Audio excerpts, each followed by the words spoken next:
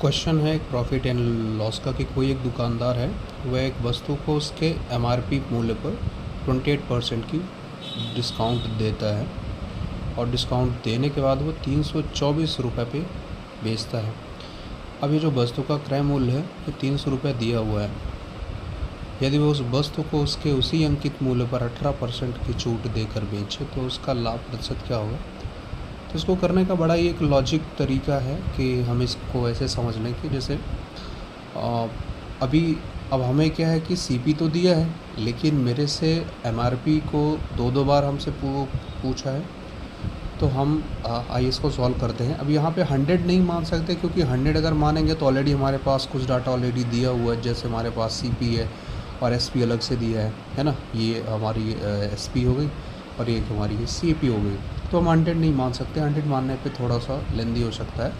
तो अगर हम इसको ऐसे मान लें कि अगर हम इसको एक्स मान लें कि हमारा अगर एमआरपी अभी करंट में, तो अगर हम इसको एक्स मान लें और हमसे बोला है कि 28% का डिस्काउंट देता है, तो 28% का डिस्काउंट दे रहा है तो ले कितना रहा है, वो ले रहा है 72, है ना। अब अगर ये एमआरपी है, इसको सेल आउट कर रहा है वो 324 पे। तो यहाँ से हम एमआरपी निकालने चल रहे हैं, है ना। तो अगर हम इसको सॉल्व करने चलें, क्योंकि हमने लेट किया है कि जो हमारा एमआरपी है वो एक्स हमने माना है, तो हम इसे सॉल्व करते हैं। तो सॉल्व करने का बड़ा अच्छा तरीका है, हम इसको जैसे 4 से करते हैं। तो 4 8 जा 4 1 जा 4 से काटे 18 आ गया। अब 9 से करेंगे तो 9 2 जा एंड 9 9 जा।